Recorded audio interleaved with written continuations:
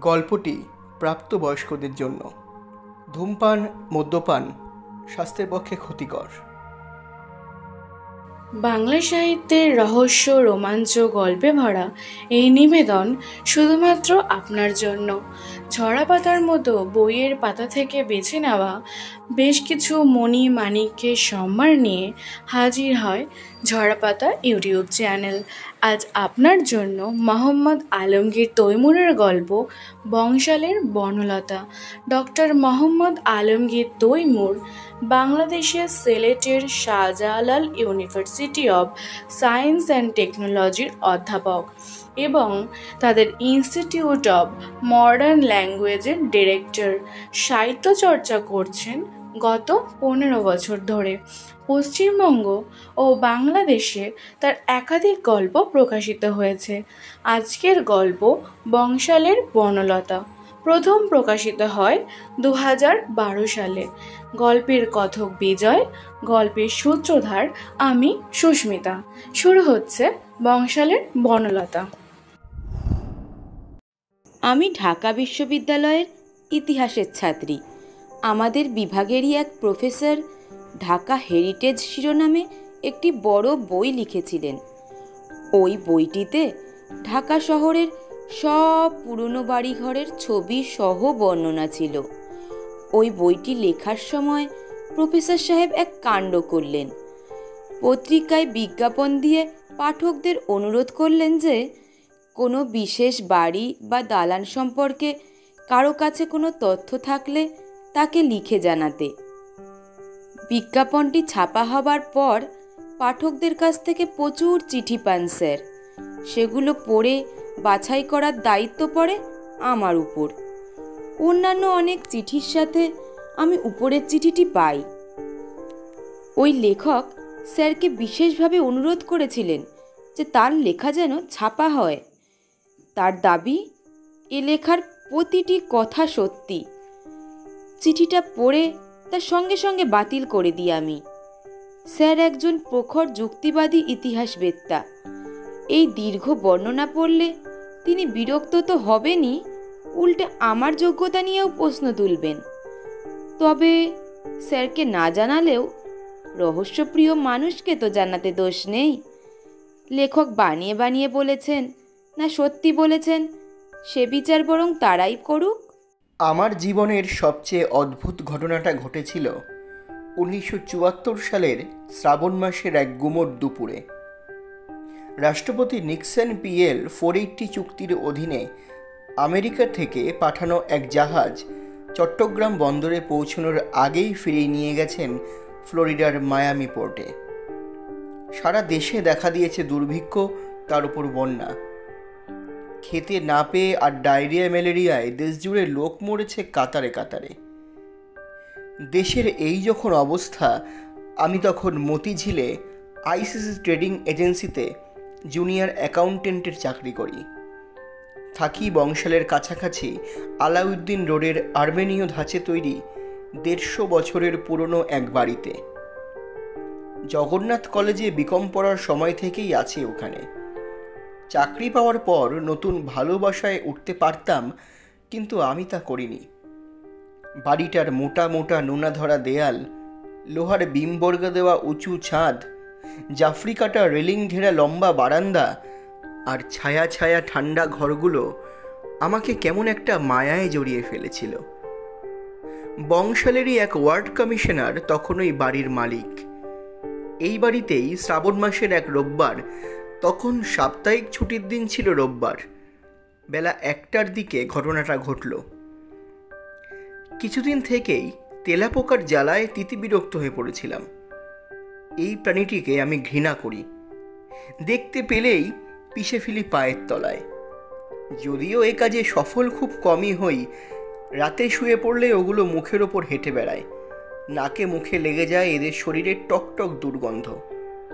সাবান দিয়ে হাত মুখ ধুলেও ঘিন ঘিন করে গা। ফিনিশ পাউডার, এরোসল স্প্রে কোনোটাই কোনো কাজ হয়নি। তেলাপোকার গায়ে স্প্রে করতেই ওটা তবেই মরে।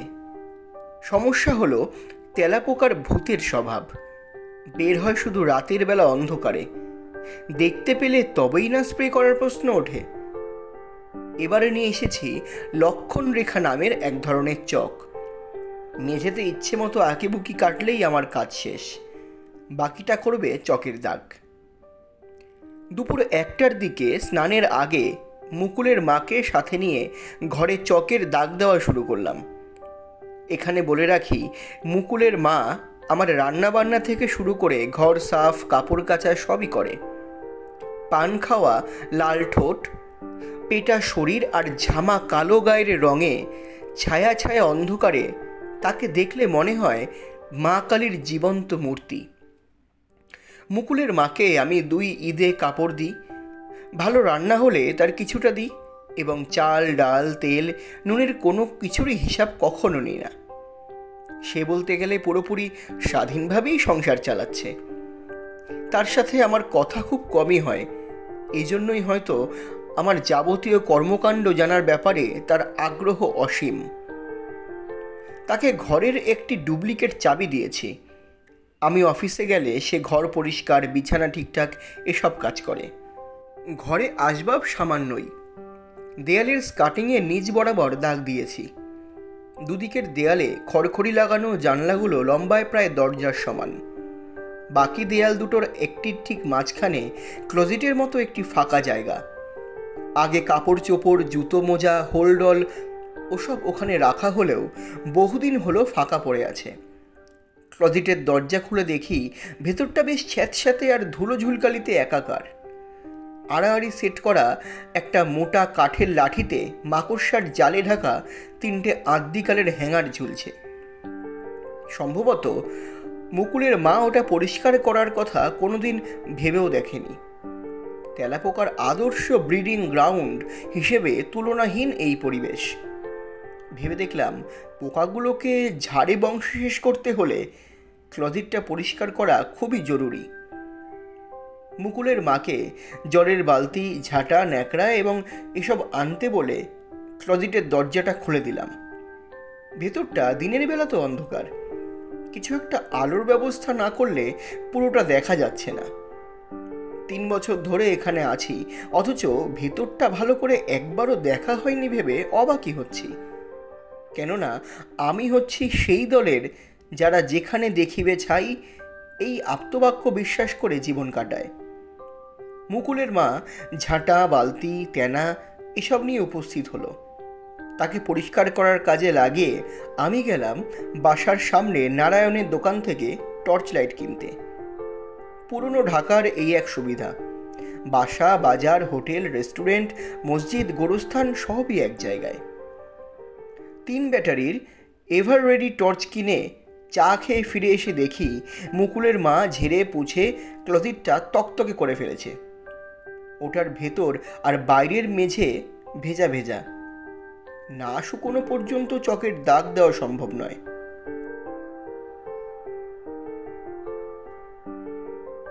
মুকুলের মাকে বিদায় করে ক্লোজেটে টর্চের আলো ফেললাম। ভেতরটা বেশ চওড়া, অনায়াসে একজন মানুষ ঢুকতে পারবে। সামনের ধূসর দেওয়ালে আলো পড়ে ঝিকিয়ে উঠল। বালি সিমেন্টের প্লাস্টার করা সাধারণ দেওয়ালে আলোর প্রতিফলন তো এমন তীব্র হওয়ার কথা নয়। বিষয় কি? পরীক্ষা করে দেখলাম, প্লাস্টারের বদলে ওখানে মার্বেল স্ল্যাব বসানো। ক্লোজেটের ডান দিকের দেওয়ালে মার্বেল মোড়া। বাদিকে আলো ফেললাম, কিন্তু কই, আলোর প্রতিফলন অন্য 2 দেওয়ালের মতো তো তেমন জোরালো হলো না। দেয়ালের রংটাও কেমন যেন মরা মরা মনে হলো। কাছে গিয়ে ভালো করে দেখলাম দেয়ালটা, নখ দিয়ে একটা আঁচড়ও দিলাম। যা ভেবেছিলাম তাই, ওখানকার আসল দেয়াল একটা কাঠের তক্তা দিয়ে আড়াল করা। বহু পুরনো তক্তা, আঙুলের গাঁটের টোকা দিয়ে বুঝলাম বেশ পুরু। মনে হলো এই আলগা তক্তার ওপাশেও কিছু একটা ফাঁকা জায়গা আছে। ওই বাড়তি অংশটাই তক্তা দিয়ে আলাদা করা হয়েছে। লোহার ছেনি, হাতুড়ি এবং একটা শাবল পেলে চার মেরে খোলা যেত। থপথপ শব্দ শুনে পেছন ফিরে তাকালাম। মুকুলের মা রান্না শেষ করেছে, এখন চলে যাবে। আমি যেন খেয়ে নিই এই কথাটা বলতেই এসেছে। বলে কি, ভাত খাবো? উত্তেজনায় আমার পেট গুড়গুড় করছে এখন। বংশাল মোড়ে বিউটি ভলকানাইজিং গাড়ি আর মোটরসাইকেলের পাংচার টায়ার সারে ছেনি হাতুড়ি ওদের কাছ থেকেই চেয়ে আনলাম। ছেনি মেরে দেয়াল থেকে আলগা করলাম তক্তাটা। যে জায়গায় তক্তা ছিল সেখান থেকে ভেতর দিকে আরও ফুটচারেক এগিয়েছে ক্লজিটটা। স্যাঁতস্যাঁতে ধুলোভরা মেঝের ওপর চামচিকে বাদুড়ের কঙ্কাল। হালকা আধারে ধপধপ করছে ওগুলোর সাদা সাদা দাঁত। ভক করে একটা কটু গন্ধ নাকে এসে লাগলো। ঝিমঝিম করে উঠল মাথার ভেতরটা। কাত হয়ে পড়েই যাচ্ছিলাম। দেওয়াল ধরে কোনো রকমে খাড়া রাখলাম নিজেকে। ক্লজিট থেকে বেরিয়ে টর্চটা নিয়ে আবার ফিরে গেলাম সেখানে। আলো ফেলে দেখলাম সামনে পেছনে একটা রঙের মার্বেলের দেওয়াল। শুধু শেষ মাথায় যে দেয়াল, সেইটে কুচকুচে কালো সাধারণ পাথর দিয়ে মোড়া। এরই মাঝখানে লম্বা চওড়ায় ফুট 2 মতো কুলুঙ্গি টাইপ গভীর একটা গর্ত। সেই কুলুঙ্গির ভেতর সাদা রঙের 1.5 ফুট লম্বা একটা মূর্তি।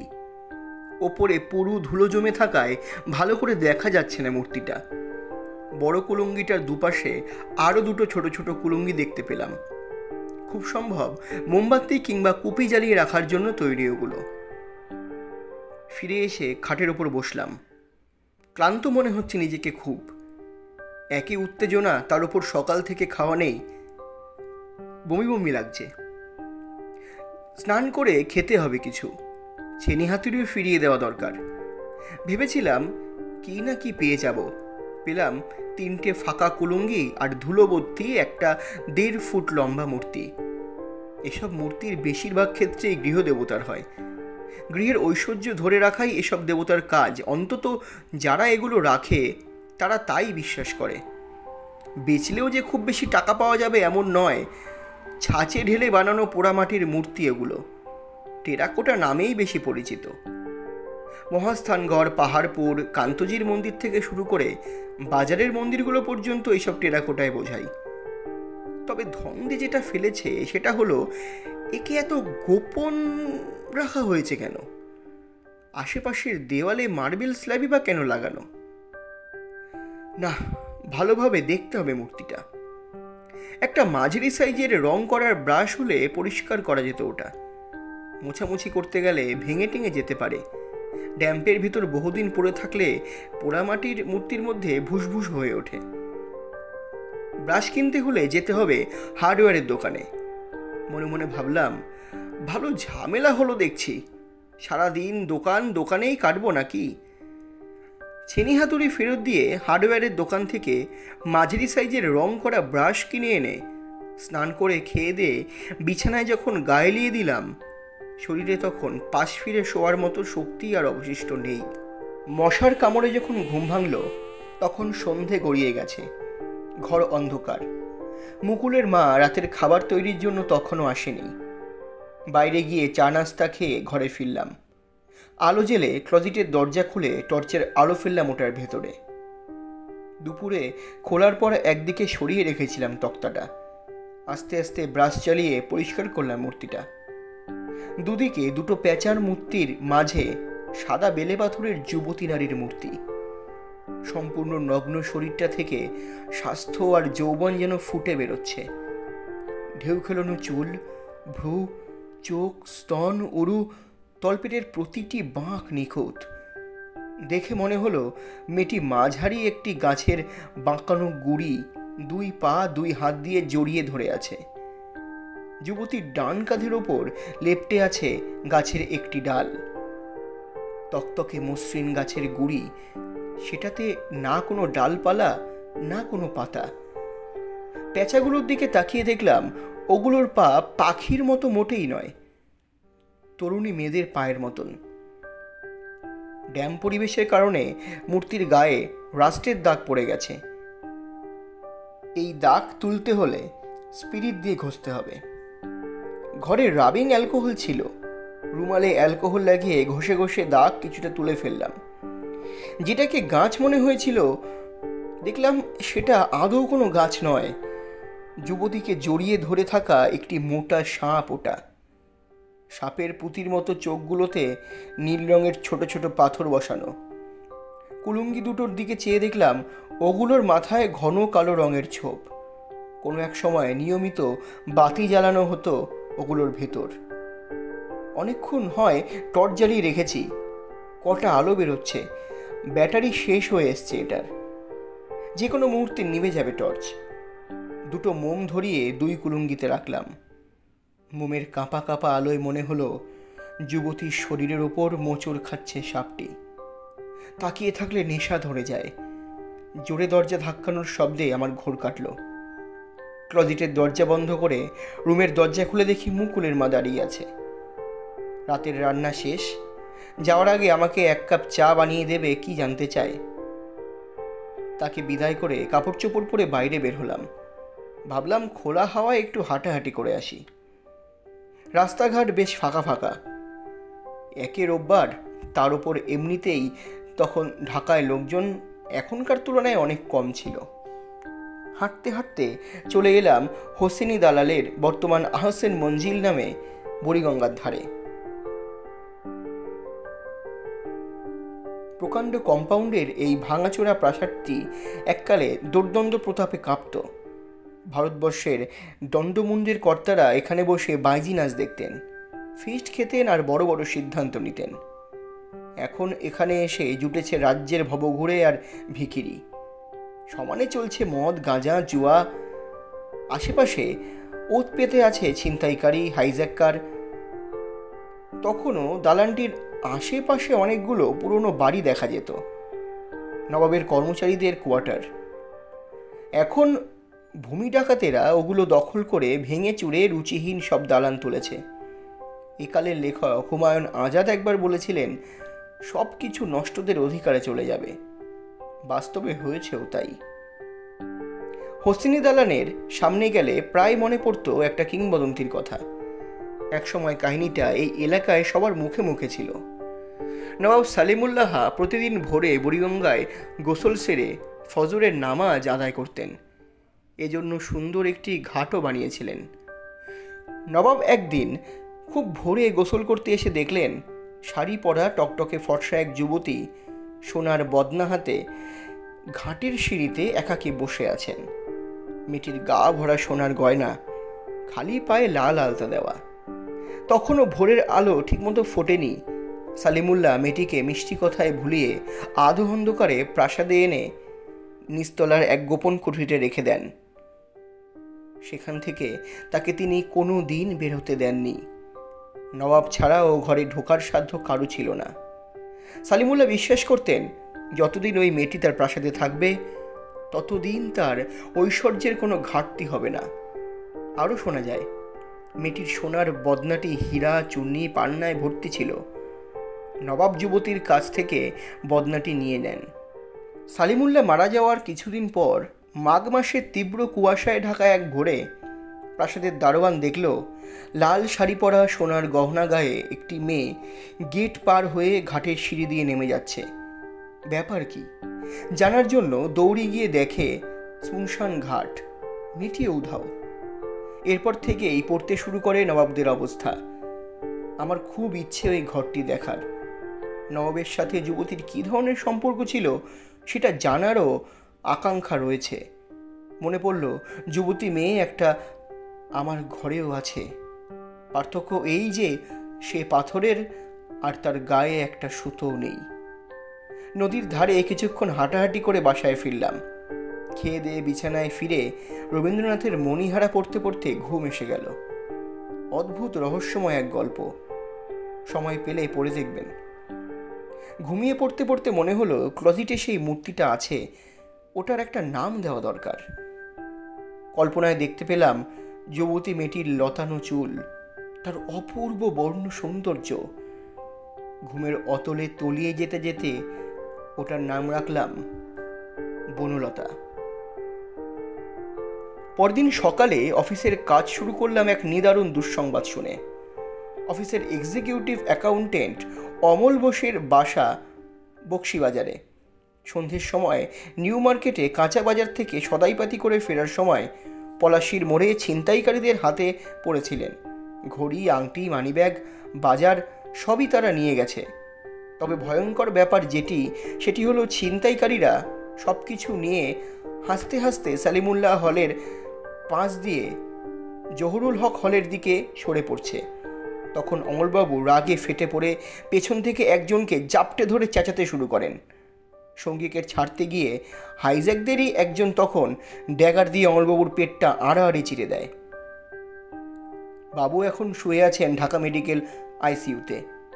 6 মাসের আগে কাজে ফিরে আসার কোনো সম্ভাবনাই নেই। দুপুরে লাঞ্চ আওয়ারের আগে কোম্পানির এমডি আফতাব সাহেব তার চেম্বারে আমাকে ডেকে পাঠান। সেদিন থেকে এক্সিকিউটিভ অ্যাকাউন্টেন্টের দায়িত্ব দেওয়া হলো আমাকে। নর্মাল অবস্থায় এই পোস্ট পেতে 10 বছর তো লাগতই, সেই সাথে দরকার হতো ভাগ্যেরও। বেতনও বেড়ে গেল 4 গুণ। কোম্পানির সব ইম্পোর্ট এক্সপোর্টের খবর থাকে এক্সিকিউটিভ অ্যাকাউন্টেন্টের কাছে। এই কারণে এই পোস্ট যার, তার ক্ষমতাও অনেক। সকালে কাজ করছিলাম বড় একটা হল ঘরে সার টেবিলের একটাতে বসে, অথচ বিকেলে বসলাম এক্সিকিউটিভ অ্যাকাউন্টেন্টের চেম্বারে, দরজার পাশে টুলের ওপর বসা পিয়ন। আমি অফিস থেকে বাসায় ফিরে হেঁটে হেঁটে। আজও বাসায় ফিরে কাপড় ছেড়ে স্নান করে খবরের কাগজ নিয়ে বিছানায় বসলাম। মুকুলের মা 1 গ্লাস পানি, টোস্ট বিস্কুট আর চা রেখে গেছে। কাগজ পড়া শেষ করে ছাদের দিকে তাকিয়ে আছি, এমন সময় মনে পড়ল মূর্তিটার কথা। 2টো মোম ধরিয়ে ক্লোজেটে ঢুকলাম। আগের মতোই দেওয়ালে ঝুলে আছে ওটা। কিছু সময় তাকিয়ে থাকলে মনে হয় ওটা শরীরের উপর মোচড় খাচ্ছে সাপটা। তাকিয়ে আছি তো তাকিয়েই আছি। সঙ্গীত ফিরে পেলাম মুকুলের মায়ের ডাকে। রান্নার লবণ নেই। ক্লোজেট থেকে বেরিয়ে মুকুলের মায়ের হাতে একটা টাকা দিয়ে লবণ আনতে পাঠালাম। আর ঠিক তখনই বিদ্যুৎ চমকের মতো একটা কথা মনে হলো বললে ঠিক বলা হয় না, আসলে মনের ভিতর কে যেন কথা বলে উঠল। মনে হলো কে যেন বলছে, লবণ কেন, আরো লবণ কেন। পরদিন সকালে অফিসে গিয়েও মাথার ভেতর ওই একই কথা ঘুরতে লাগলো। ধরা যাক অনেক লবণ কিনে রাখলাম, কিন্তু তারপর কি হবে? তবে এ কথা ঠিক যে আগে স্থিতিশীল থাকলেও স্বাধীনতার পর থেকেই কোনো নিত্য প্রয়োজনীয় জিনিসের দাম হঠাৎই বেড়ে যেত। কিছু লবণ কিনে রাখলে কেমন হয়? ধরা যাক 100 মণ। বর্ষাকাল চলছে, অফ সিজন, কিনে দেখা যেতে পারে। লস হলে আর কতই হবে। তখন 1 সের লবণের দাম ছিল 60 পয়সা থেকে 12 আনা। অফিসের পোর্ট ক্যাশে সবসময় 50,000 টাকা থাকে। সেখান থেকে 2,000 টাকা উঠিয়ে পাইকার বাজার থেকে 100 মণ লবণ কিনে অফিসে এই গোডাউনে ফেলে রাখলাম। সপ্তাহ 2 পর হঠাৎ বাড়তে লাগলো দাম। আপনারা জানেন সে সময় প্রতি সের লবণ 20-22 টাকায় বিক্রি হয়েছে। যার কাছ থেকে কিনেছিলাম বিক্রিও করলাম তার কাছেই। কেনা ছিল 2,000-এ, বেচলাম 80,000-এ। সে সময় 78,000 টাকা অনেক টাকা। রাতারাতি বড়লোক হয়ে গেলাম। এই ঘটনার মাসখানেক পর ঘটল একই রকম আরেকটি ঘটনা। তবে মুকুলের মা এবার লবণের পরিবর্তে উল্লেখ করলো শুকনো লঙ্কার কথা। গতবারের মতো তখনও আমি ক্লোজেটের ভেতরেই ছিলাম। এখানে বলে রাখি, প্রতিদিন সন্ধ্যায় মোমবাতি জেলে মূর্তিটার দিকে তাকিয়ে থাকা আমার প্রধান একটি কাজ হয়ে দাঁড়িয়েছিল। ওই কাজটি না করলে শান্তি পেতাম না মনে। তবে এবার আর অত চিন্তা করলাম না। এমডি সাহেবকে রাজি করিয়ে প্রচুর শুকনো লঙ্কা কিনে গোডাউন ভরে ফেললাম। তার সাথে আমার 50-50 লাভের চুক্তি হলো। অফিসকে এর মধ্যে জড়িয়ে ফেলার পেছনেও কারণ ছিল, ভেবে দেখলাম এভাবে একা একা যদি টাকা বানাতে থাকি তাহলে সহকর্মীদের কোপানলে পড়তে বেশি সময় লাগবে না। তারা যদি কেউ একবার রক্ষী বাহিনীর কানে আমি মজুদদার, কালোবাজারি এইসব কথা তুলে দেয় তাহলে আর দেখতে হবে না। এই কথা সবাই জানে। 5 টাকা সেরের শুকনো মরিচ তখন বিক্রি হয়েছিল 160 টাকায়। ঘটনার পর এমডি সাহেবের সাথে আমার ভাব গলায় গলায়। একসাথে লাঞ্চ করি, ডিনার খাই, পার্টিতে যাই। এখন মূর্তির সামনে দাঁড়িয়ে বাংলাদেশে যেসব জিনিস ইম্পোর্ট করা হয় সেসব জিনিসের কথা চিন্তা করলেই আরেকটা আইটেমের কথা মনে পড়ে যায়। যদিও তখনও আমি একই বাসায় থাকি, মুকুলের মায়ের রান্না খাই, তবু আমার ভিতর একটা বড় পরিবর্তন এসে গেল। মেয়েদের প্রতি হয়ে পড়লাম ভীষণ দুর্বল। আজে বাজে মেয়েদের প্রতি যতখানি না হলাম, তার থেকে বেশি হলাম ভদ্র ঘরের মেয়েদের প্রতি। যে কোনো উপায়ে তাদের বিপদগামী করা আমার কাছে হয়ে উঠল নেশার মতন। আমার প্রথম শিকার হলো আমাদেরই অফিসের রিসেপশনিস্ট মেয়েটি। ভদ্রঘরের গ্র্যাজুয়েট মেয়ে। যুদ্ধের আগে এর বাবা যথেষ্ট ধনী ছিল, এখন অভাবে পড়ে চাকরি করছে, আশায় আছে ভালো একটা বিয়ের। এই মেয়েকে নিয়ে কক্সবাজারে কোরবানি ঈদের 4 দিন ছুটি কাটিয়ে এলাম। এরপর নজর দিলাম এমডি সাহেবের পরিচিত বৌঝিদের দিকে। তবে এতেও আমার শান্তি হলো না। আমি চাইলাম আমার পরিচিত পুরুষেরা সবাই আমার মতো চরিত্রহীন লোক হোক। অফিসে থেকেই শুরু করলাম। এমডি সাহেবকে বোঝালাম অফিসের অন্য কর্মচারীদেরও লাভের একটা হিস্সা দেওয়া দরকার, তা না হলে কে কখন ঝামেলা বাঁধাবে কে জানে। আসলে এসব বাকওয়াজ মূল উদ্দেশ্য ওদেরকে আমার কাছাকাছি নিয়ে আসা। ছুটির দিনগুলোতে সহকর্মীদের নিয়ে মদ জুয়ার আড্ডা বসিয়ে দিতাম হোটেলে পূর্বাণী অথবা ইন্টারকন্টিনেন্টালে। ভদ্রঘরের শিক্ষিত বিবাহিত অবিবাহিত মেয়েরা আমাদের সঙ্গ দিত। এসব সহকর্মীরা স্ত্রীর সচ্ছলতার মুখ দেখল ঠিকই, তবে ঘরের শান্তি হারালো চিরতরে। কলিগদের অনুপস্থিতিতে নিয়মিত তাদের বাসাতেও আমি যেতে শুরু করলাম। এত কাণ্ডের ভেতরও রাতে বাসায় ফিরলেই আমি মোম জেলে মূর্তির সামনে গিয়ে দাঁড়াতাম। মাঝে মধ্যে একটি গোলাপ কিংবা গন্ধরাজে ফুল রাখতাম ওটার পায়ের কাছে। তবে একটা প্রশ্ন সবসময় আমার মনে উকি দিত, মূর্তিটা কিসের, আর ওটা ওখানে রাখলোই বা কে? এরই ভিতর আরও একটা পরিবর্তন লক্ষ্য করলাম। আমার হাত পা গাল ফুলে যেতে লাগলো। দেখলে মনে হতো পানি জমেছে ওইসব জায়গাগুলোতে। চোখের নিচের মাংসপিণ্ড দুটো পোটলার মতো হয়ে ঝুলতে লাগলো। আয়নায় নিজের চেহারা দেখে মনে হয় সামনে রাবণের মা দাঁড়িয়ে আছে। অল্প শ্রমেই হাঁপিয়ে যেতে লাগলাম। আগে এক ঘুমে রাত হয়ে পার হয়ে যেত, এখন ঘুমালেই ভীষণ নোংরা সব স্বপ্ন দেখে ঘেমে নিয়ে উঠি। সারা রাতে ঘুম হয় ছাড়া ছাড়া, সবসময় অস্থির লাগে, মেজাজ চড়ে থাকে সপ্তমে। আমার অনেক টাকা, অন্যেরও টাকা বানিয়েছে আমাকে দিয়েই, কার ঘাড়ে কয় মাথা আমাকে কিছু বলে? ফেরিওয়ালা, রিক্সাওয়ালা, ভিকিরি, হোটেলের বয়, বেয়ারাদের সাথে যে ব্যবহার আমি করতে লাগলাম। তবে ভালো মন্দ জ্ঞান তখন আমার সম্পূর্ণ লোপ পায়নি। তখন ফাগুন মাস। রোববার সকাল 11টার দিকে বাসা থেকে বেরোলাম এমডি সাহেবের সাথে ঢাকা ক্লাবে মেজবানির দাওয়াতে যাওয়ার জন্য। ঘর থেকে বেরোতেই মুকুলের মার সাথে দেখা। কি রান্না হবে জানতে চায়। দুপুরে বাইরে খাবো, ফিরতে রাত হবে বলে বিদায় করলাম তাকে।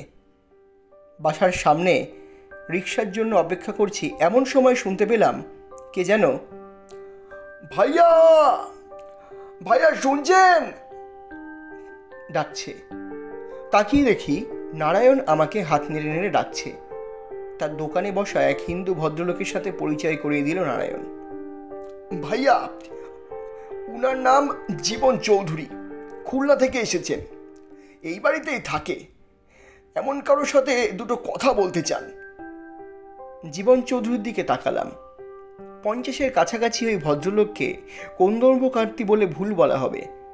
চওড়া কপালের ওপর ঢেউ খেলানো পাতলা চুল, টিকালো নাক, ফর্সা ধপধপে গায়ের রং, ফিনফিনে ধুতি পাঞ্জাবি পরনে, পায়ে পামশু, গলায় চন্দন কাঠের ছোট্ট মালা, কপালে চন্দনের টিপ। নারায়ণের দোকানের সামনে দাঁড়িয়ে একজন অপরিচিত লোকের সাথে ফালতু আলাপ করার প্রশ্নই ওঠে না। তারপরও আমি দাঁড়ালাম। আসলে ভদ্রলোককে দেখে একরকম মুগ্ধই হয়েছিলাম। ভাবলাম 2-1টা কথা বললে ক্ষতি কি? মেজবানি শুরু হতে এখনো ঘন্টাখানেক বাকি। খুলনা তো আর সাভার নারায়ণগঞ্জ না। এত দূর থেকে যখন এসেছে বলি না 2-4টে কথা। অনিচ্ছা সত্ত্বেও সির্ফ ভদ্রতার খাতিরে চৌধুরীকে বললাম, চলুন না বাড়ির ভিতরে, আমার ঘরে গিয়ে বসি। ভাই শুনুন, সময়ের মূল্য আমি বুঝি। পেট যখন হয়েই পড়েছেন, ফিরে আর কি হবে? তার চেয়ে বরং যেদিকে যাচ্ছিলেন সেদিকেই চলুন। যেতে যেতেও তো কথা বলা যায়। অবশ্য আপনার যদি কোনো অসুবিধা হয় তাহলে আলাদা কথা। না না, অসুবিধা আর কি। দুপুর 12টায় দৈনিক বাংলার মোড়ে আমাদের এমডি সাহেবের সাথে দেখা করার কথা। ওখান থেকে আমরা অন্য আরেকখানে যাব। তাহলে রিক্সা নিয়ে ওদিকে যাওয়া যাক, কি বলেন? হ্যাঁ, অবশ্যই অবশ্যই, চলুন। রাস্তা ফাঁকা, গাড়ি ঘোড়া নেই বললেই চলে। শেখ সাহেব চতুর্থ সংশোধনী দিয়ে রাজনৈতিক কর্মকাণ্ড আর খবরের কাগজের মুখ দুটোই বন্ধ করেছেন।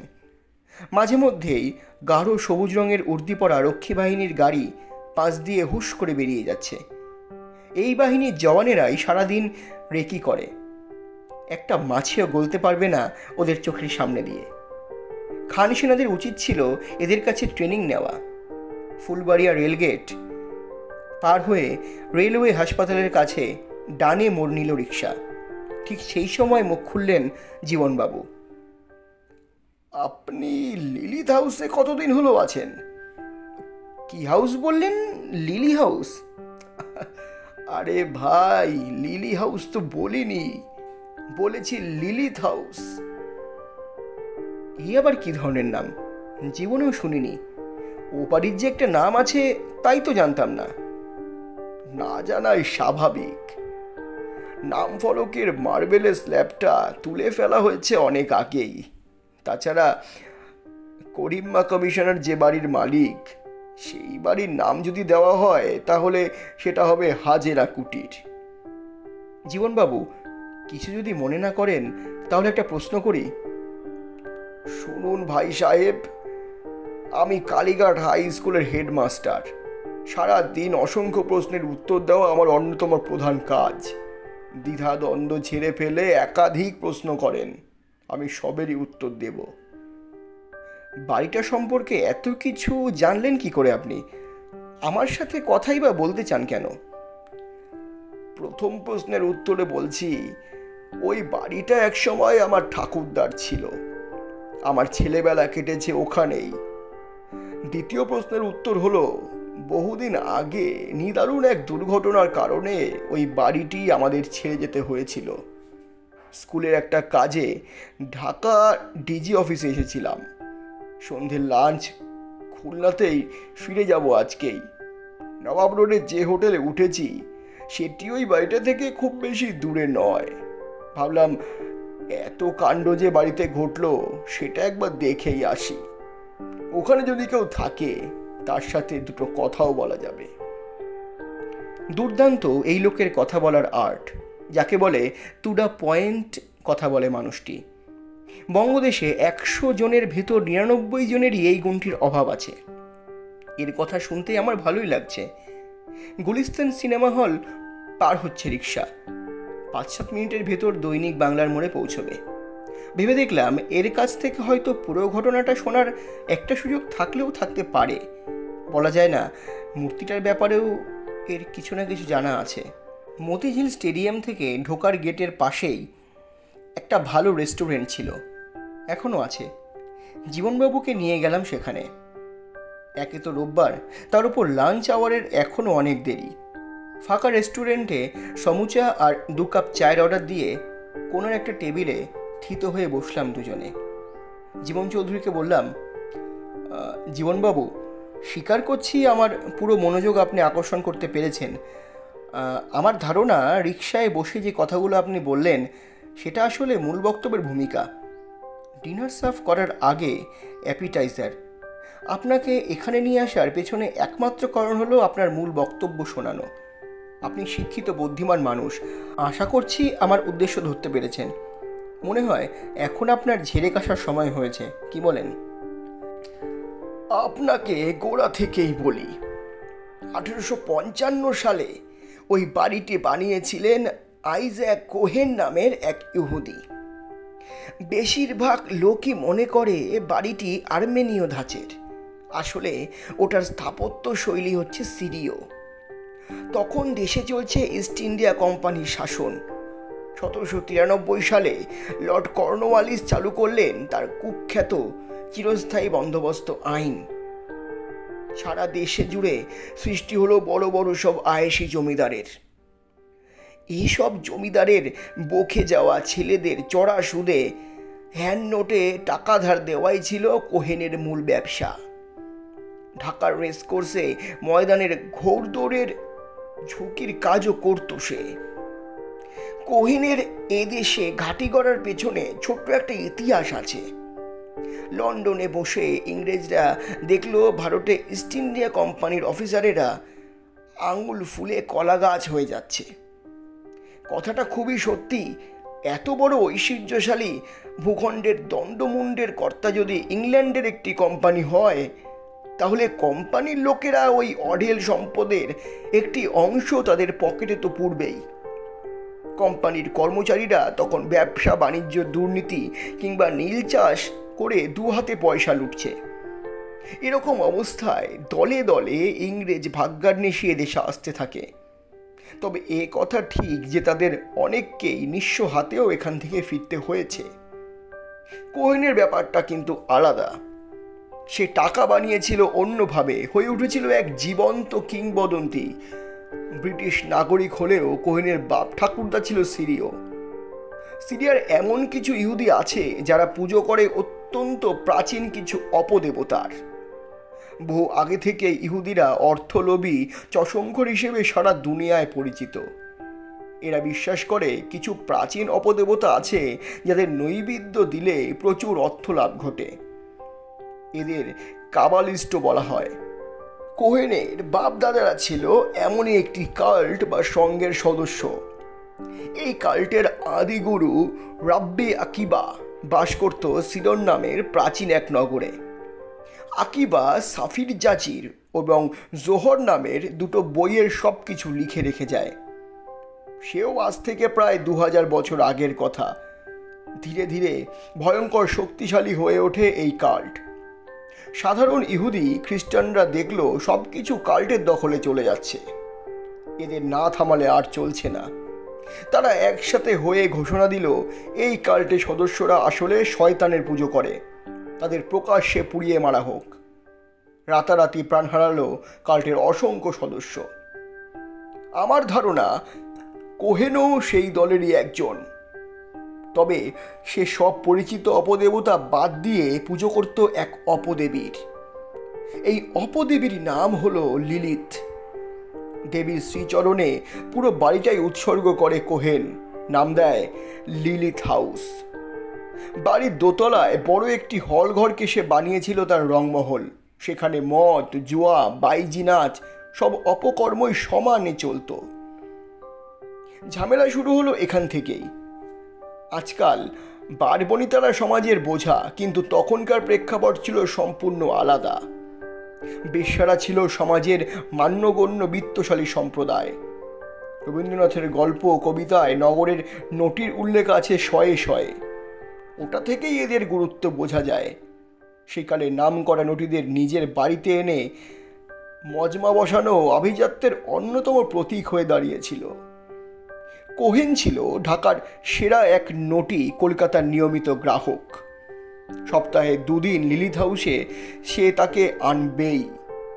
নটিও কোহেনকে সাধারণ গ্রাহক হিসেবে না দেখে অনুরাগী হিসেবেই দেখতে শুরু করলো। হাজার হলেও কোহেন শ্বেতাঙ্গ, তার উপর অসম্ভব শক্তিশালী। একবার বিক্রমপুরের অল্প বয়সী এক জমিদার কোহেনের অতিথি হয়ে কনকলতার সান্নিধ্যে এলো। এরপর থেকেই কনকলতাকে পাওয়ার জন্য পাগল হয়ে উঠল সে। ইচ্ছে কনকলতাকে পাকাপাকিভাবে নিজের কাছে রেখে দেবে, কিন্তু কোহেন তো সেটা মেনে নিতে পারেন না। এ নিয়ে একদিন গন্ডগোল চরমে উঠলে বিক্রমপুরের জমিদার সবার সামনে কোহেনকে শুয়োর খেকো বিদেশি সাদা কুত্তা বলে গালি দিয়ে বসল। কোহেনও কম যায় না। সে ধরল ঢাকার পুলিশ সুপার অ্যান্ড্রু ম্যাথার্সকে। একজন ব্রিটিশ নাগরিককে হুমকি দেওয়ায় 3 মাসের জেল হয়ে গেল বিক্রমপুরীর। 90 দিনের জেল জীবনে জমিদার প্রতিজ্ঞা করল ইহুদি সুদখোরের শেষ দেখে ছাড়বে। বিক্রমপুরীর কপাল ভালো, ইহুদির শেষ দেখার জন্য তাকে বেশি দিন অপেক্ষা করতে হয়নি। 1857 সালে সিপাহী বিদ্রোহ শুরু হওয়ার পর ঢাকার কিছু সিপাহীকে টাকা খাওয়ালো বিক্রমপুরী। এক রাতে লিলিথ হাউসে হানা দিল বিদ্রোহী সিপাহীরা। কোহেন তখন দোতলার রংমহলে কনকলতার কোলে মাথা রেখে শুয়ে আছে। প্রথমে রংমহলের দামি ইরানি কার্পেটের ওপর দুজনকে জবাই করে সিপাহীরা। এরপর কোহেনের হাত, পা, জিহ্বা, পুরুষাঙ্গ কেটে টুকরো টুকরো করে আগুন লাগিয়ে দেয় ঘরটিতে। আমার ঠাকুরদা অশ্বিনী কুমার চৌধুরী 1921 সালে বাড়িটা নিলামে কিনে নেন। আপনি নিশ্চয়ই জানেন, সেই সময় বঙ্গভঙ্গের পর একটা বড় ইস্যু হয়ে দেখা দিয়েছিল। পূর্ববঙ্গকে পশ্চিমবঙ্গ থেকে আলাদা করার পর আবার একসাথে জোড়া লাগানোর কারণে ঢাকার নবাবরা তখন ইংরেজ সরকারের ওপর নাখোশ। নবাবদের খুশি করার জন্য মরিয়া ইংরেজ সরকার প্রচুর টাকা খরচ করে ঢাকায় নানা রকমের প্রতিষ্ঠান গড়ে তুলতে লাগলো। বদলে যেতে লাগলো নগরের গুরুত্ব এবং চেহারা। হাসপাতাল, জেল, পুলিশ বিভাগে এটা সেটা সাপ্লাই করে ঠাকুরদা তখন অনেক টাকার মালিক। ঠাকুরদা আর খুলনার বাগেরহাটের লোক। ওর বাবা ছিলেন স্থানীয় জমিদারের নায়েব। তখন সব ফ্যামিলি ছিল জয়েন্ট ফ্যামিলি। আমরা সবাই বাগেরহাট থেকে এসে ওই বাড়িতে উঠলাম। জার্মানি টোলার এক মিশনারি স্কুলে ভর্তি হলাম আমি। ইসলামপুরে বড় একটা দোকান কিনে কাপড়ের পাইকারি কারবার শুরু করলেন বাবা। ঠাকুরদা থাকলেন তার পুরনো ব্যবসা, অর্থাৎ নিলামে ওঠা বাড়িঘর আর জমি কেনাবেচা নিয়ে। পয়সা আসতে লাগলো হু হু করে। সেই সাথে আসতে শুরু করলো সমস্যাও। 3 দিনের কি এক জ্বরে ঠাম্মা মারা গেলেন। তার চিকিৎসার জন্য কলকাতা থেকে আইস বক্সে ভরে পেনিসিলিন অ্যাম্পুল আনা হলো। তবে সেই পেনিসিলিন এসে যখন পৌঁছলো তখন ঠাম্মা ধরাধাম ত্যাগ করেছেন। এরপরই বদলে যেতে লাগলেন ঠাকুরদা। প্রতিদিন পাড় মাতাল হয়ে বাড়িতে ফিরতে লাগলেন। রেগে থাকতেন সব সময়, কথা বলতেন চিৎকার করে, ব্যবহার করতেন সদরঘাটের কুলিদের ভাষায়। বাড়ির লোকের কাছে তিনি হয়ে উঠলেন মূর্তিমান বিভীষিকা। এরই মধ্যে আমার মায়ের গর্ভপাত হলো। তখন তিনি 7 মাসের অন্তঃসত্ত্বা। মায়ের এমন অবস্থা দেখে তার সেবা শুশ্রূষার জন্য বাবা খুলনা থেকে আমার এক বিধবা মাসিকে নিয়ে এলেন। খুব অল্প বয়সে বিধবা হওয়া এই মাসি তখন পূর্ণ যুবতী। এক রাতে মার অবস্থা বাড়াবাড়ি রকমের খারাপ হলো। মাসির কাছে আমাকে রেখে বাবা তাকে নিয়ে গেলেন রেলওয়ে হাসপাতালে। রাত দুপুরে মাতাল হয়ে বাড়ি ফিরলেন ঠাকুরদা। মা অসুস্থ হওয়ার পর তার খাবার দাবারের দায়িত্ব পড়েছিল মাসির ওপর। মাসি তাকে রাতের খাবার দিতে গেলেন, ফিরলেন অনেক দেরি করে আলুথালু হয়ে। ঠাকুরদা তার সর্বনাশ করেছেন। সেই রাতেই গলায় ফাঁস লাগিয়ে আত্মহত্যা করেন মাসি এবং ভোরের দিকে হাসপাতালে মারা যান আমার মা। সকালে মায়ের লাশ নিয়ে বাসায় ফিরে বাবা দেখলেন ঠাকুরদা সেখানেই আরেক নাটক সাজিয়ে বসে আছেন। 2 কনস্টেবল সহ লালবাগ থানার দারোগা মাসির লাশ সামনে শুয়ে রেখে তার পথ চেয়ে আছে। বাবা ওই যে থানায় গেলেন আর ফিরলেন না। বিচারে 10 বছরের জেল হয় তার। ফুসফুসে পানি জমে জেলখানাতেই মারা যান 6 মাসের ভেতর। এই ঘটনার পর 1 বছর বেঁচে ছিলেন ঠাকুরদা, তবে তার না থাকার মতোই। বিচিত্র এক রোগে ফুলে ঢোল হয়ে গিয়েছিল তার হাত, পা, মুখ। শুয়ে থাকতে থাকতে বড় বড় সব ঘা হয়েছিল সারা গায়ে। লোকে বলতো কেউ তাকে বান মেরেছে। বান মারা কোনো রোগীর কোনো চিকিৎসা নেই। কথা বলতে পারতেন না, শক্ত কোনো খাবার খেতে। সারাদিন শুয়ে শুয়ে শুধু গো গো আওয়াজ করতেন। বোঝা যেত অসহ্য কষ্ট ভোগ করছেন। রাজ্যের যত গরিব অপদার্থ আত্মীয় স্বজনে বাড়ি ভরে থাকত। দেখতে দেখতে চিকিৎসার নামে ঠাকুরদার টাকা পয়সা, ব্যবসা বাণিজ্য সব ফুঁকে দিল তারা। শেষের দিকে না খেতে পেয়ে ধুকে ধুকে মারা যান ঠাকুরদা। এরপর আমার মামারা আমাকে খুলনায় নিয়ে যান। আজ অবধি ওখানেই আছি। জীবনবাবু এমনভাবে কথাগুলো বললেন যে মনে হলো চিত্রনাট্য থেকে সংলাপ পড়ে শোনাচ্ছেন। হয়তো তার সব কথাই সত্যি, তবু কিছু প্রশ্ন থেকেই যায়। তাকে বললাম, আপনারা এই বাসায় উঠেছিলেন কত সালে? বয়স কত তখন আপনার? আর এত সব জানলেনই বা কীভাবে? পাবেন, আপনার সব প্রশ্নের জবাবই পাবেন, একটু ধৈর্য ধরতে হবে। ঠাকুরদা বাড়িটা কিনে ঠিকঠাক করেন প্রথমে। আমরা উঠি 1925 সালের দিকে। আমি যখন ক্লাস 3-তে পড়ি তখন। আমার স্মরণশক্তি মন্দ নয়। তাছাড়া ওই বাড়িটিতে ওঠার পরপরই আমূল বদলে যায় আমাদের জীবন, ছারখার হয়ে যায় পুরো পরিবার। ছেলেবেলা থেকেই বাড়িটা সম্পর্কে একটা অদ্ভুত ধারণা আছে আমার। কেন যেন মনে হয় সাংঘাতিক অশুভ একটা কিছু আছে ওখানে। বিষয়টি আমার মধ্যে এক ধরনের অবসেশনের জন্ম দিয়েছে। ওখানে কি রহস্য লুকিয়ে আছে সেইটা জানার জন্য বহু বছর ধরে তিল তিল করে ওঠার ব্যাপারে তথ্য সংগ্রহ করছি। আপনার দাদা ঠিক কোন ঘরটাতে থাকতেন বলতে পারবেন? ঠাকুরদা প্রথমে থাকতেন দোতলার রংমহলে। ঠাম্মা মারা যাওয়ার পর নিচতলায় চলে আসেন। বাড়িটিতে ঢুকতেই ডান হাতের দিকে ঘেট্টো বারান্দাওয়ালা যে ডায়মন্ড শেপ রুমটা আছে, তার পরের ছোট্ট কামরাতে। মারা যান ওখানেই। ঘরের কথাই যখন উঠল তখন বলি, আশ্চর্যের ব্যাপার কি জানেন, ঠাকুরদা তার ঘরের ক্লোজেটের কাছে কখনো কাউকে যেতে দিতেন না। অসুস্থ হয়ে বিছানায় পড়ে থাকা অবস্থাতেও অনেকবার তাকে দেখেছি ক্লোজেটের দিকে এক দৃষ্টিতে তাকিয়ে থাকতে।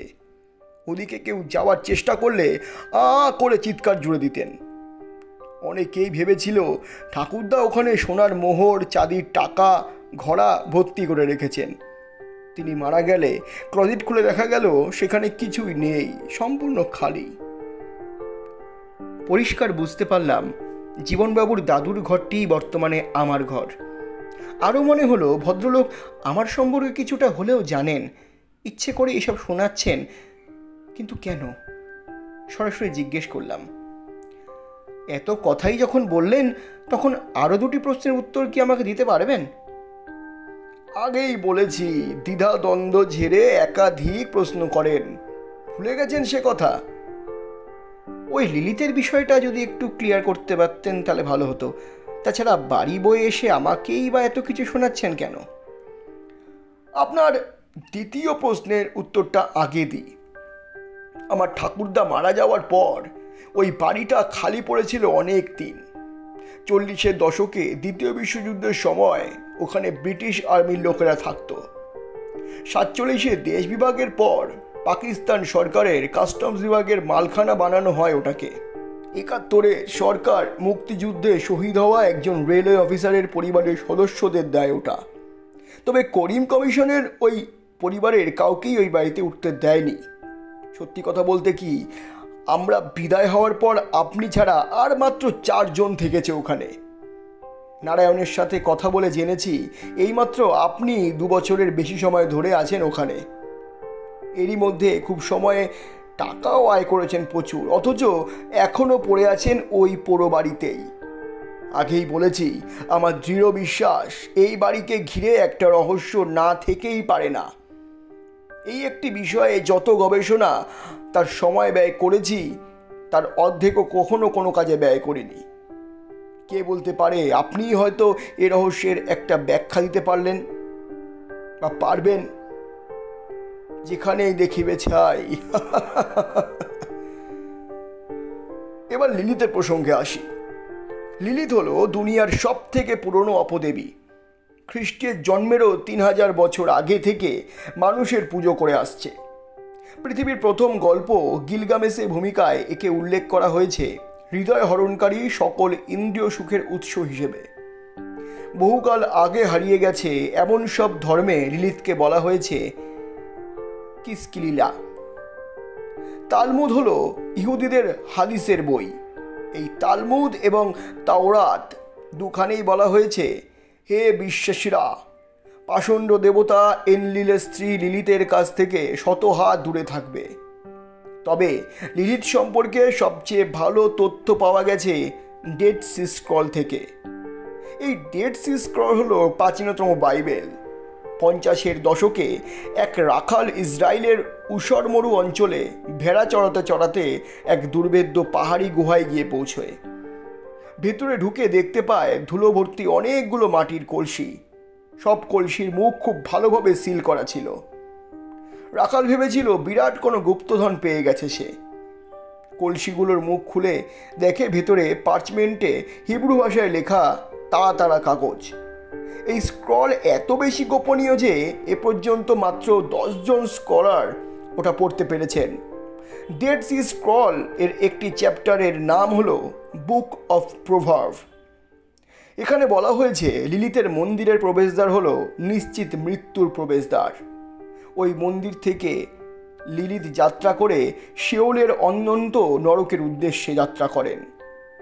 সেখানে যে একবার প্রবেশ করেছে সে আর কোনো দিনই ফিরতে পারবে না, এবং যারা তার আরাধনা করে তাদের স্থান হবে নরকের শেষ ধাপে। লিলিত হলো নিষিদ্ধ ইন্দ্রিয় সুখ, বিকৃত যৌনক্রিয়া, মদ, জুয়া এবং বীভৎস অসুখের সবথেকে প্রাচীন একচ্ছত্র দেবী। প্রায় 150 বছর আগে বাগদাদের কাছে 4000 বছরের পুরনো একটি মন্দিরের ধ্বংসাবশেষের ভেতর লিলিতের দুর্লভ একটি মূর্তি খুঁজে পান প্রফেসর বার্নি। মন্দিরটির গর্ভগৃহের সরু একটা চেম্বারের দেওয়ালে আটকানো অবস্থায় ছিল ওটা। এই মূর্তির পায়ের এরেসিগালকে নিয়েই ব্যাবিলনের সমস্ত বেশ্যালয় নিয়ন্ত্রণ করে। আপনি অবশ্যই জানেন, হাজার হাজার বছর আগে প্রাচীন ব্যাবিলনে প্রকাণ্ড সব বেশ্যালয় গড়ে উঠেছিল। ইতিহাসের প্রথম এবং সবথেকে বড় সিন সিটি ওটাই। বার্নি যে মূর্তিটা পেয়েছিল সেটিতে দেখা যায় উদ্ভিন্ন যৌবনা লিলিত একটা মোটা সাপকে জড়িয়ে ধরে আছে। সাপের মাথাটা ঝুলে আছে তার ডান কাঁধের উপর। লিলিতের দুদিকে তরুণীর পায়ের মতো পাওয়ালা দুটো প্যাঁচা। লিলিতের পুজো করা খুবই সহজ। সন্ধ্যের সময় মূর্তির দুদিকে দুটো মোমবাতি জ্বালালেই লিলিত তাকে পূজারী হিসেবে গ্রহণ করে। এরপর পূজারীর ভালো মন্দের দায়িত্ব তার। ভীষণ ক্ষতিকারক বলে যুগের পর যুগ ধরে ইহুদি আর খ্রিস্টানরা লিলিতের সব মূর্তি ধ্বংস করে ফেলে। 1827 সালে প্রফেসর বার্নি লিলিতের মূর্তিটা আবিষ্কারের আগ পর্যন্ত দুনিয়ার মানুষ জানতই না লিলিত দেখতে কেমন। শোনা যায় সচরাচর কোনো পূজারীকে লিলিত বেশি দিন বাঁচতে দেয় না, যদি না অন্য কেউ ওই সময়ের ভেতর স্বেচ্ছায় তাকে পুজো দেয় এবং আগের পূজারী চিরতরে লিলিতকে ত্যাগ করে সৎ জীবন বেছে নেয়। কোহেন সে অর্থে কিছুটা বেশি দিন বেঁচে ছিল বলতে হবে। আমি যেটা কিছুতেই ধরতে পারছি না সেটা হলো বাড়িটিতে লিলিতের প্রভাব এত স্থায়ী হলো কিভাবে। ততক্ষণে জীবনবাবু লেকচার শুনে শুনে 2 আর 2 4 মেলাতে আমি শুরু করে দিয়েছি। তাকে বললাম, জীবনবাবু, আপনার রহস্যের কিছুটা সমাধান আমি করে দিচ্ছি। আমার ধারণা যেভাবেই হোক কোহেন সিরিয় কাবালিস্ট গুরুদের কাছ থেকে লিলিতের মূর্তির একটা কপি হাসিল করে। মূর্তিটা নিয়ে আসে এই বাড়িতে, রক্ষা করে সর্বোচ্চ গোপন কিছু দিয়ে, ভুলেও যাতে কারো কাছে হাতে নাতে না পড়ে যায় ওটা। সেজন্য ছোট্ট একটা মন্দির বানায় সে, কেউ যাতে সন্দেহ না করে সেই জন্য বাইরে থেকে ওটাকে একটা ক্লজিটের রূপ দেয়। স্বীকার করতেই হবে দুর্দান্ত এক বুদ্ধি বের করেছিল লোকটা। তবে কোহেন হঠাৎ খুন হওয়ায় মন্দির রয়ে গেল যে কে সেই। আপনার ঠাকুরদা যে করেই হোক খুঁজে পান ওটা। খুব সম্ভবত নিলামে কিনে নেওয়ার পর বাড়িটা ঠিকঠাক করার সময় আমি নিশ্চিত তিনি ওটাকে নিয়মিত নৈবেদ্য দিয়েছেন। বেশ কিছুদিন আগে ক্লোজেটটা পরিষ্কার করতে গিয়ে মূর্তিটা খুঁজে পাই আমি। ক্লোজেটের ভেতর কাঠের একটা তক্তা দিয়ে চমৎকারভাবে আড়াল করে রাখা ছিল ওটা। খুব ভালো করে খুঁটিয়ে না দেখলে ওই কেলোর কীর্তি কারো কাছে বোঝার সাধ্য নেই। তারপরও কেউ যদি দেখেও ফেলে তবু ওটা আসলে কি সেইটাই বুঝতে পারা প্রায় অসম্ভব। কোনো কিছু বোঝার আগেই সর্বনাশ যা ঘটার ঘটে যাবে। আমার কথাই বলি, আপনার সাথে দেখা না হলে কিংবা দেখা হলেও যদি আপনি এত কিছু না বলতেন তাহলে জানতে পারতাম না কিছুই। সব কিছু শুনে জীবনবাবু কেমন যেন হয়ে গেলেন। তার কপালে দেখা দিল চিকন ঘামের রেখা। বুক চিরে বেরিয়ে এলো ঠান্ডা দীর্ঘশ্বাস। হঠাৎই অত্যন্ত ক্লান্ত ও বয়স্ক মনে হলো মানুষটিকে। কোলের ওপর ফেলে রাখা হাত দুটোর দিকে এক দৃষ্টিতে তাকিয়ে রইলেন জীবনবাবু। সারা জীবন ধরে তাড়া করে ফেরা রহস্যের সমাধান পাওয়া গেছে অবশেষে। এর পরের ঘটনা ঘটল অবিশ্বাস্য দ্রুততার সাথে। এখন বসে ভাবলে পরের ঘটনাগুলোকেই বেশি অদ্ভুত মনে হয়। জীবনবাবু হোটেলে ফিরে গেলেন। আমি ঢাকা ক্লাবে মেজবানি খেয়ে ফ্ল্যাশ খেলতে গিয়ে হেরে ভূত হতে লাগলাম। এরকম তো হওয়ার কথা নয়। জুয়া খেলায় আমি প্রায় অজেয়। আজ মন বসাতে পারছি না। কিছুতেই দেখলাম এমডি সাহেবও মাঝে মধ্যে অবাক হয়ে তাকাচ্ছেন আমার দিকে। উনি সবসময় আমার পার্টনার। আমি হারলে সে দায়ভার নিতে হয় তাকেও। সন্ধ্যের দিকে উনি বললেন, আজকে না হয় বাদ দেন, লাক ফেভার করছে না, কালকে আবার ট্রাই করে দেখা যাবে, কি বলেন? হাঁপ ছেড়ে বাঁচলাম আমি। ক্লাব থেকে বেরিয়ে হেঁটে হেঁটে ফিরলাম লিলিথ হাউসে। সত্যি কথা বলতে কি, জীবনবাবুর একটা কথা ভুলতে পারছিলাম না কিছুতেই। শোনা যায় সচরাচর কোনো পূজারীকে লিলিথ 2 বছরের বেশি বাঁচতে দেয় না। সাংঘাতিক মন খারাপ হয়ে গেল আমার। মনে হলো এই হেঁটে চলা রাস্তাঘাট, জগৎ সংসার সব কিছু অলীক, সম্পূর্ণ অপরিচিত এই পৃথিবী। আমি কেউ নই এখানকার। ডাক ছেড়ে কাঁদতে ইচ্ছে হলো আমার। হাঁটতে হাঁটতে কখন বাসার সামনে চলে এসেছি বুঝতেই পারিনি। সিঁড়ি ভেঙে বারান্দায় উঠতে যাব এমন সময় চোখ গেল আমার ঘরের খড়খড়ি দেওয়া জানলার দিকে। মনে হলো ভেতরে খুব হালকা একটা আলো জ্বলছে। ঘরের সামনে গিয়ে দেখলাম দরজার তালা খোলা, সামান্য ফাঁক হয়ে আছে পাল্লা। ঘরের সামনে গিয়ে দেখলাম মুকুলের মা ঘর পরিষ্কার করে অন্ধকার করে নেয়। আস্তে আস্তে দরজা ফাঁক করে উকি দিলাম। দেখলাম ভেতরে ক্লজিটের দরজা খুলে বের হয়ে আসছে মুকুলের মা, হাতে মোমবাতি। শুনছিলেন মোহাম্মদ আলমগীর তৈমুরের রচনা বংশালের বনলতা। গল্প পাঠে এবং জীবনবাবুর ভূমিকায় আমি বিজয়, ছাত্রীর ভূমিকায় তিথি, গল্পের সূত্রধার সুস্মিতা, পোস্টার ডিজাইন চারুলিপি এবং মিউজিক ডিজাইনে রয়েছে তরঙ্গ দ্য আলটিমেট মিউজিক। সমগ্র পরিচালনা এবং পরিকল্পনা study academy the symbol of education. দেখা হচ্ছে পরের সপ্তাহে নতুন কোনো গল্পে, নতুন কোনো কবিতায়। ততক্ষণ শুনতে থাকুন, পাশে থাকুন ঝরাপাতা ইউটিউব চ্যানেলের। ঝরাপাতা, কবিতার ও গল্পের কথা বিজয়ের সঙ্গে। চ্যানেলটি এখনও সাবস্ক্রাইব না করলে সাবস্ক্রাইব করে পাশে থাকুন এবং শুধুমাত্র কান থাকুক, শুনতে থাকুন ঝরাপাতা।